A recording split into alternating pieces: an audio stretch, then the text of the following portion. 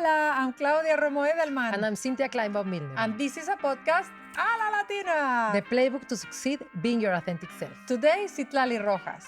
Citlali is a managing partner at New York Life and the Inland Empire GO California.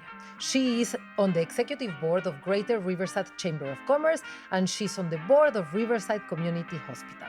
And here are the 3 key takeaways of this podcast. Number 1, choose the life you want to live.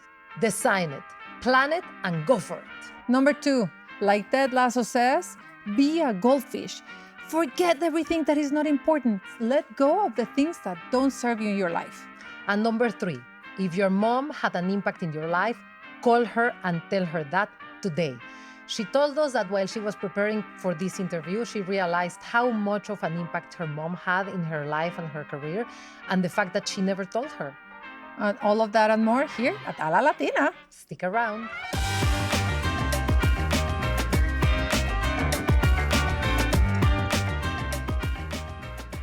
Before this episode starts, go to alalatina.com and sign up for our newsletter. We've put together a ton of career advice and worksheets that you can download to manage your career and get to the top in half the time with half the bruises. A la Latina. Today, an incredible guest, Citlali Rojas. Citlali is a managing partner in New York Life in the Inland Empire GO California. She's an executive board member of the Greater Riverside Chamber of Commerce, and she's a board member of the Riverside Community Hospital. Citlali, bienvenida. Gracias. Thank you so much for having me. Thank you for being here. We're super grateful for your presence, for your time, and we want to know everything about you. We want to know what is your background, what made you be who you are, and what you do today. Thank you. Thank you. First and foremost, thank you so much for having me. It is a pleasure to participate in this podcast. So let me tell you a little bit about me. I was born and raised in Chiapas, Mexico. I moved to the U.S. when I was 18 years old to go to college. When I was in college, I started an internship with New York Life, and that's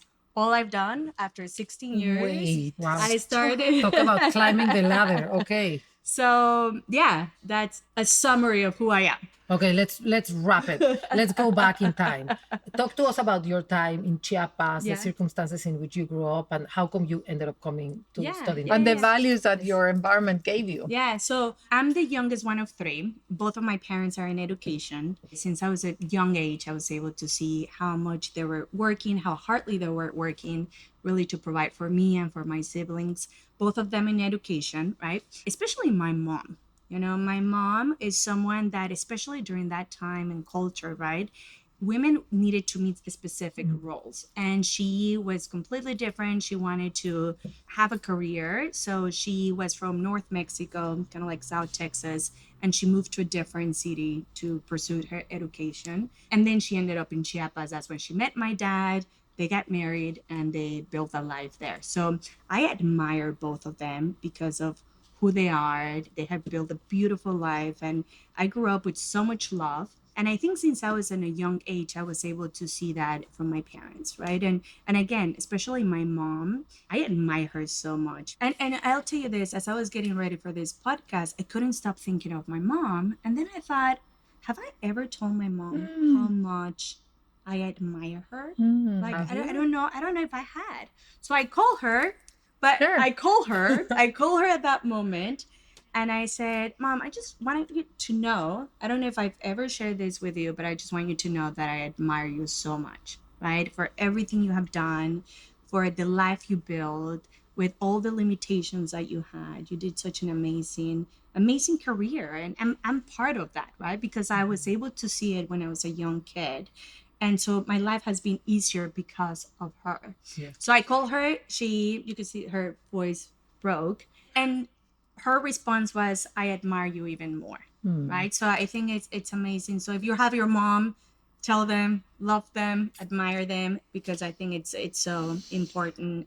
And again, I don't think I was able to see that until I became a mom. Like, I swear, as soon as my daughter was born, she's 5. I have 2, 5 and 2. I was like, how did my mom do it? Thank you, Citlali's mom, for representing so many mothers that have believed in us Latinas. But so, how did you jump from Chiapas to New York. Well, to To Texas, Texas. actually. I moved to Texas, so to South Texas to go to college. So my mom's family was, again, North Mexico, South Texas. So it was the idea that, hey, once you turn 18 years old, you go to the US to study, right? So when I turned 18 years old, it was like, okay, go and study there, right? So I go there, I start school, and I will never forget the first class that I was part of. I only understood like 10% of whatever the teacher was saying, right? Oh my gosh, I walk out and I'm like, what am I doing But they here? admitted you. Yes, of course. Yeah, I took exams and everything, right? But it doesn't hit until you're in that class and you're like, how am I gonna do that, right? It will take me hours to read a paragraph, right? Because back then it was not like Google. It was just like your dictionary, you know, like you will look word by word. I feel like super old even by saying that, but You're the youngest one here, so but we it know was what's a dictionary. but you will look at the dictionary, right, and trying to make sense on what you were reading, and it was a tremendous opportunity, and it was just amazing. So that brought me, was kind of like my parents. It was like, hey, you're going over there, no matter what, to study over there, right? So how did you overcome? I mean, you were behind. I mean, it's like if you were playing golf, you would have been playing for from the sure. girls' Yeah, line. yeah. So how did you overcome to like be like the others, to like compete with the others? Yeah, and I always felt behind, right? I always felt that I needed to put more time and emphasis, more time and work to just to even speak, right? Yeah. But what helped me a lot is in my first job in college, I was looking for a job. Yeah. And I found a job at the disability services where my boss didn't speak Spanish, so I needed to speak more English, and I needed to pick up the phone, and I couldn't answer in Spanish, right? So I had to answer in English, and that was like extremely helpful. Okay, so well, congratulations for getting into an American school without speaking English, and then getting a job on the phone without I speaking mean, English. I spoke English, but it was like, I mean, if I look back now, I can recognize certain things. But I'll tell you this, before I go into that, when I started working at the disability services, you know, like you find that first job and you never think that that's going to make a completely change in your life or it's going to help you reshape your life. So when I started working there, pretty much what we were doing was assisting students with disabilities to either take their exams, record their classes, trying to give them the support that they needed, right? And there was, my first week, there was this lady that showed up. She was a student. Her name was Gladys. Gladys was blind. She lost her sight when she was 14 years old. And she was studying for social work, and she wanted to graduate from that because she wanted to give that support to other students that were dealing with stuff or just with disability. And I would never forget that I was so impressed by her. She would come to our department and to bring her books. We will scan the books. There was no audiobooks back then. So we will scan her books and we will print it in Braille. There was a very old machine that we had. She never complained. So she will always come and get her books and everything, right?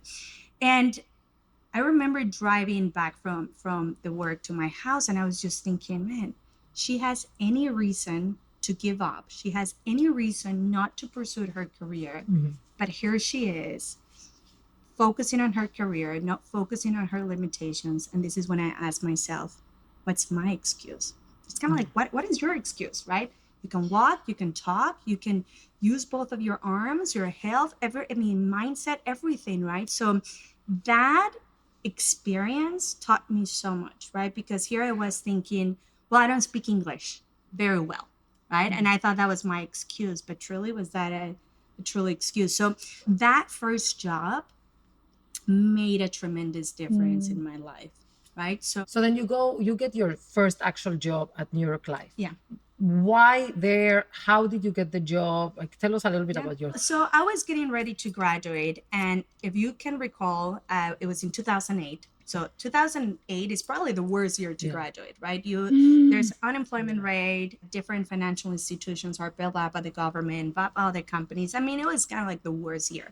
A lot of my friends were going back to school to do their masters. They were just going into different careers just because there were no jobs, right? So here I am with my degree, getting ready to graduate. And I remember speaking with my brother-in-law. My brother-in-law is like, well, you got to put something in those resumes. Yeah. So he recommended me to do two things. One was make sure that there's an exchange program. I mean, if you have the opportunity to go somewhere, do that. And number two, make sure that there's an internship in that one, right? So I went and looked for an exchange program. And in the last summer of school, I was accepted to go to Germany for 2 weeks. Okay. Now, while in Germany is when I met my husband. Oh, So, speaking about exchange programs can change your life, it changed my life completely Yeah. there, right? So I come back from the exchange program, and then is when I'm like, okay, now I need to find with a an German internship. attached in there. Yeah, long distance relationship for 2 years. But anyway, that's for another podcast that we can talk about. And then I come back and I look for an internship. I'm still in college. Okay. I'm still in college, 3 years in college. My graduation is in December 2008. I'm coming back June. Okay. So I went to career services with my college and I was like, yeah, I really need to put an internship. What do you want to do? I'm like, I love finance. My major is in finance and I want something that is related to, finances, right? So they introduced me to a partner with New York Life and she gave me the opportunity to start as a college intern. So while you were studying, While not like I a was- summer. while- in the I was- last semester. In my last semester, I got all my licensing and everything. So the month I graduated from college, which was in that December, Yeah. that's when I started full time with New York Life. And New York Life had the training program, which it was extremely important for me because I was new in the country. I knew 3.5 years. I didn't know about 401ks, IRAs, retirements, and all that stuff. So I needed to be with a company that was going to give me the training program. And more importantly, during that period of time, that was going to have the financial strength. And New York Yeah. Life had all of that for me. But so from intern to how many years have you been working for the company? 16 years now. From intern to 16 years on, you just have made a dramatic progress. What's the playbook? How did you do it? I follow different playbooks, right? So I can pick one here and there. but What's yours? What has been yours? I'm always like when I take advantage of the opportunity, right? So let me just tell you how I grew and then I'll go back to what are some of the things that I use on that part, right? So I became a full-time agent. So you get your registrations, you're helping your clients with their financial planning, right? Whether it's insurance, retirement plan, college education, and all that stuff. So I needed to build my own practice. So I developed so many skills in my first 6 months within New York Life. that You're I've developing your own practice, meaning you have your own clients and looking for your own clients, finding your own clients, right? So networking events. I mean, starting to do networking events. I didn't know how to do that. I still remember the first time I went to a luncheon. It was a women's organization. I just went, sat down on the table, and I didn't move until I was like, cannot wait for the lunch to be over so I can get out of here. right? Because I'm like, oh my God, or I was like, I know I'm going to a networking event, but I don't want to bother them. Yeah. Right. So that experience alone, I mean, it was just going to networking events, getting out of your comfort zone, talking to people. It was so important to me. Right. So, I mean, I did everything, right? Set up my booth, getting clients, referrals, and all that stuff. So again, in the first 6 months, I developed so many skills that I didn't know I had. Were you like with a group of interns that everybody learned together? No, I mean, we all started at the same time, but Yeah. some of them did great, others didn't, right? So I built that for 4 years, and then I was asked to go into a leadership role. At New York Life, you become a partner.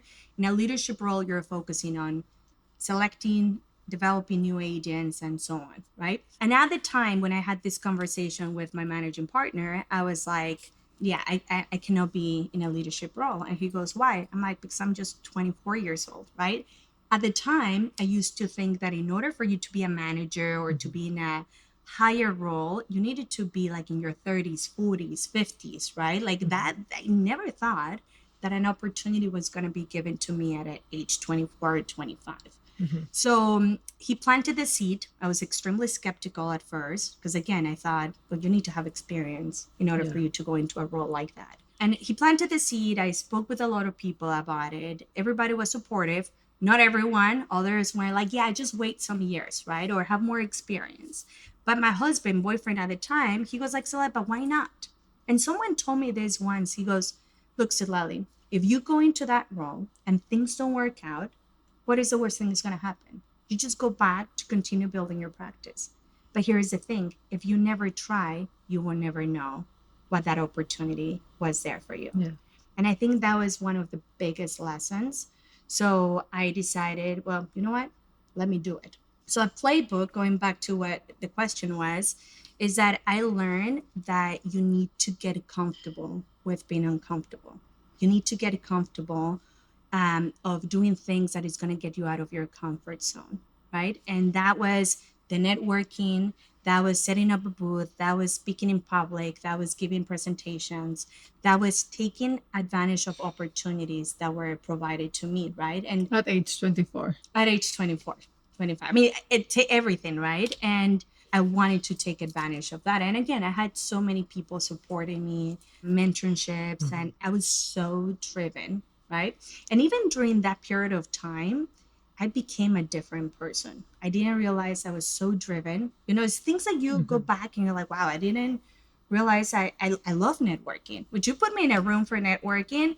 I'm going to work that room. But I love it, not because I have to, just because I really enjoy getting to know people, right?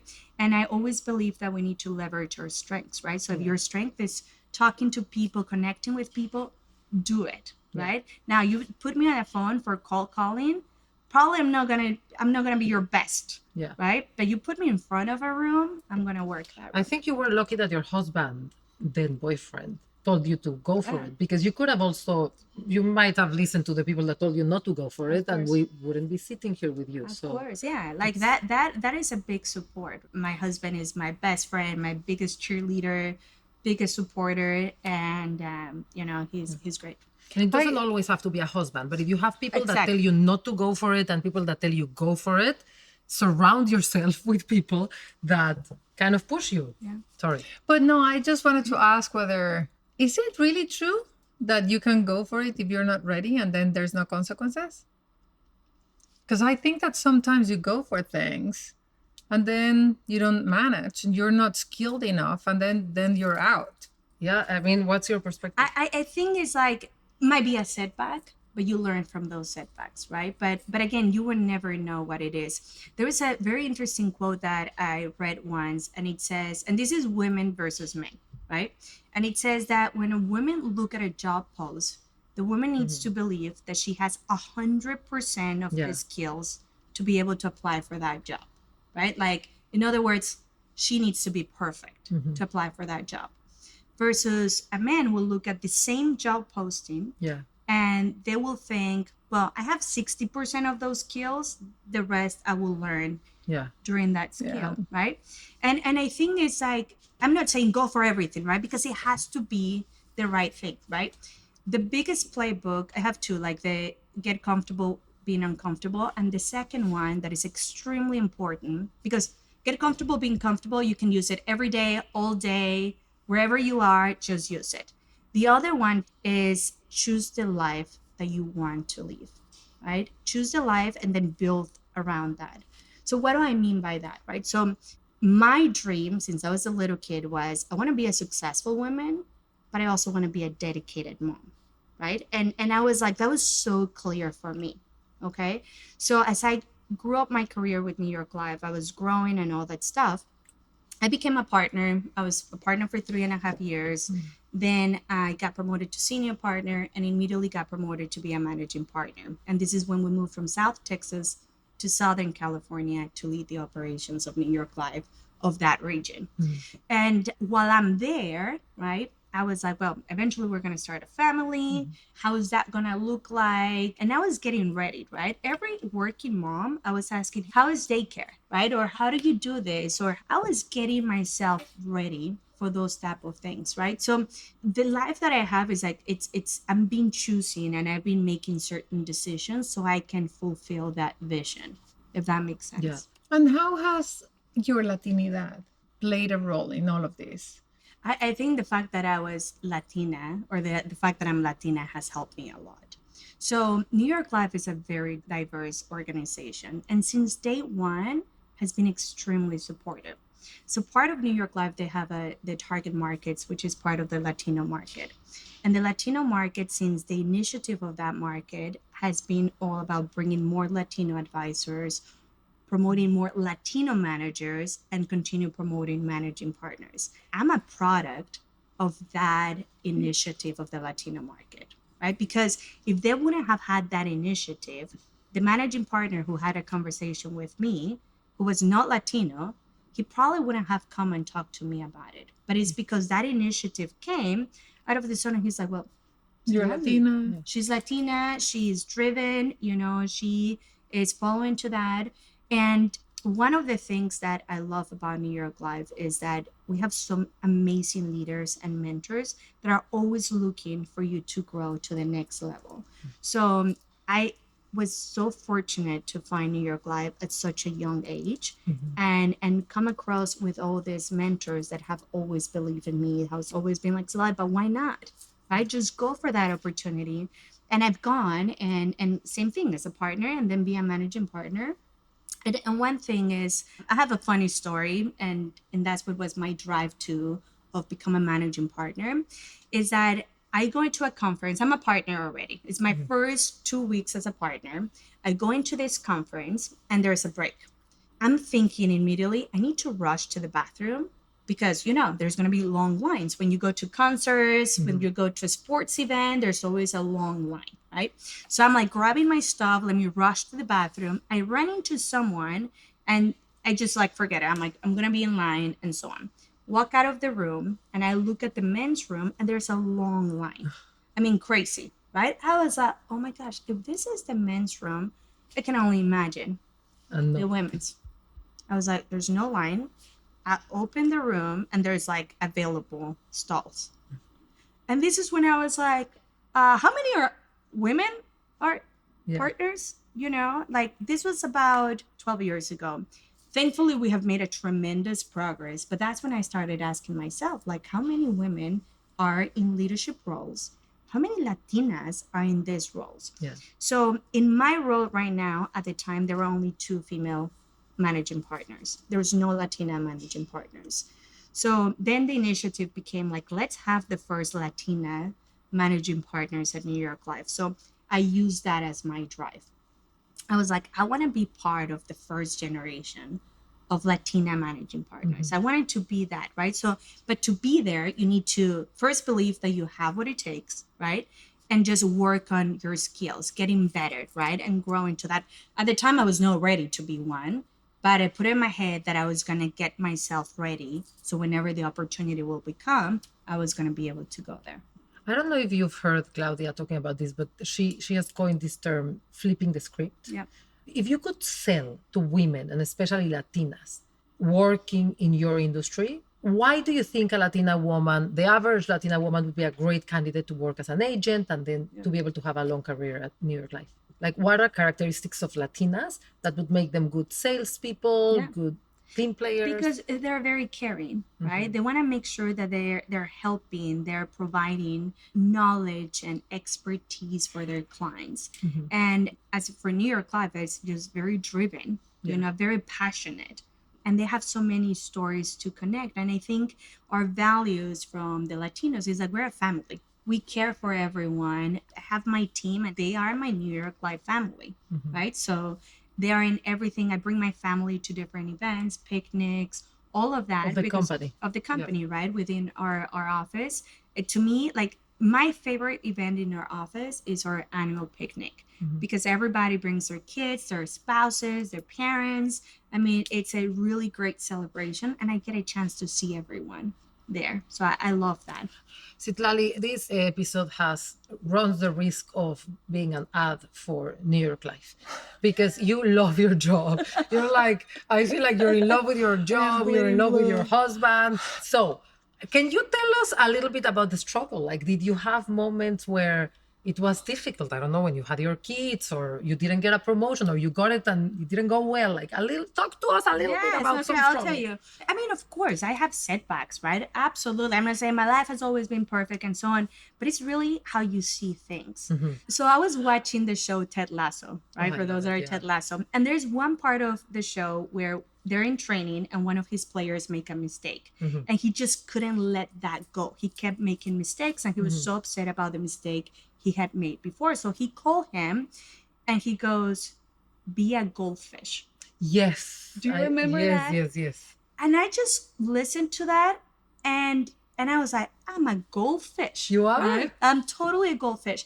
A goldfish, the way it is a goldfish has only 10 seconds memory and then moves on. So he was telling, be a goldfish. Like, don't allow that setback, that mistake to hold you back. And I think a lot of the times, I mean, believe me, we can go into that trip on like all the mistakes and all the setbacks and who didn't help you and be the victim and do all that. I could spend days on that, right? But I think, again, as a goldfish, like I make mistakes, I have setbacks, but I always use those setbacks to learn from them, right? So of course, I mean, I'm not a perfect person. I'm not trying to be the perfect person. I'm just trying to be the best at getting better. Yeah. I think every time there's a setback, there's a lesson to learn from it, right? Amazing. Well, I have to say, Citlali Rojas, with your advice and sharing your story, we're going to be able to have more and more Latinas being able to lead and succeed. ¡A la Latina!